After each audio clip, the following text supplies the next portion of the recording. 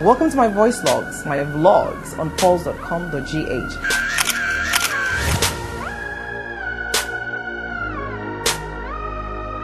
Hi everyone, this is episode 2 of my vlogs right here on pulse.com.gh. Now, social media, that is a very tough one. What do I think of social media? Social media is a double-edged sword. I think that it is something that I wonder what I would do as an artist or as a creative without social media. I wonder how the rest of the world will see my work.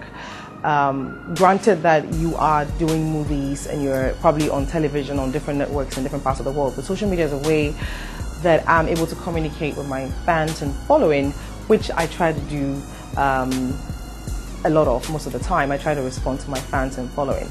But yeah, I think that I say it's a double-edged sword because as much as we can use it for good, because I feel like a personal relationship with my following or with my followers, there are a lot of trolls on there as well who would sit behind the computer and say so many mean things, forgetting the fact that you could be their sister or their cousin or their girlfriends or a family member or somebody close to them.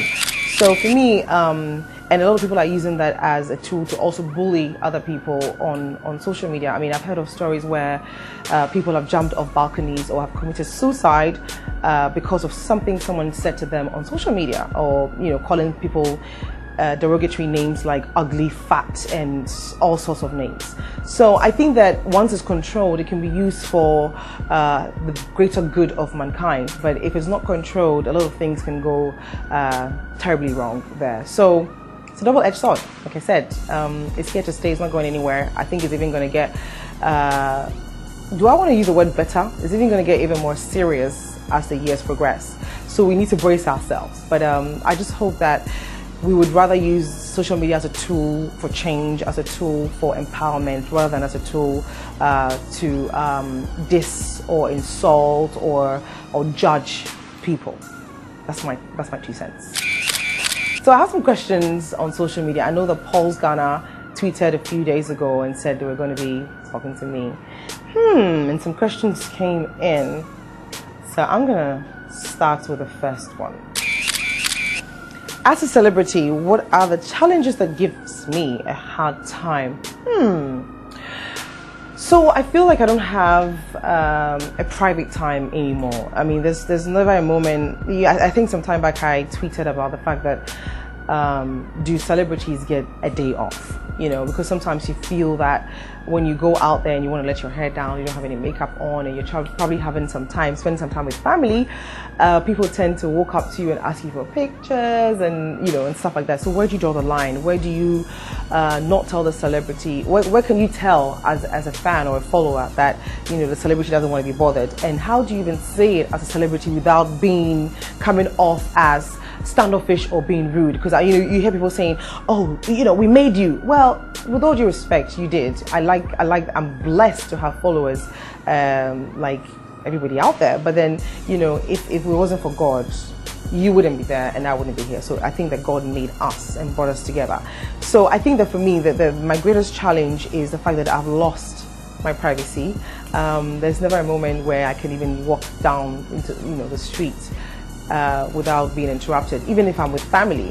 It's okay, I'm not complaining, but I think that for me that's a big challenge, because we need to find the balance as celebrities and as fans, so we don't step on each other's toes.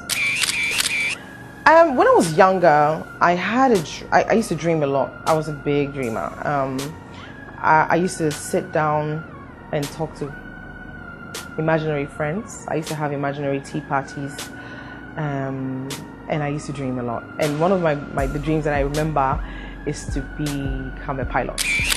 I remember when we were kids, we used to see airplanes and we're like, airplane, bye-bye! So for me, the fascination started from there, and I wanted to just get behind that and feel powerful and sort of steer such a big, I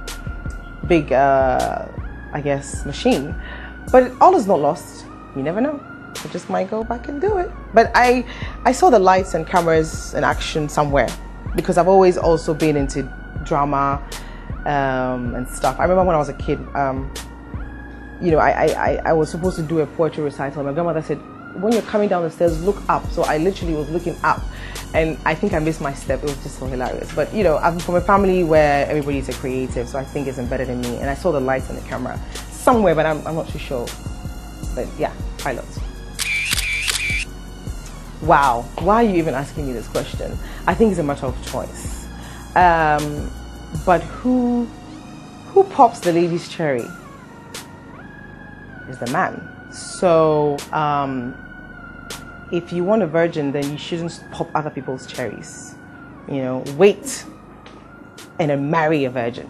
Don't de-virginalize other girls and then expect to find a virgin once you're done de-virginalizing all the girls. 2 cents.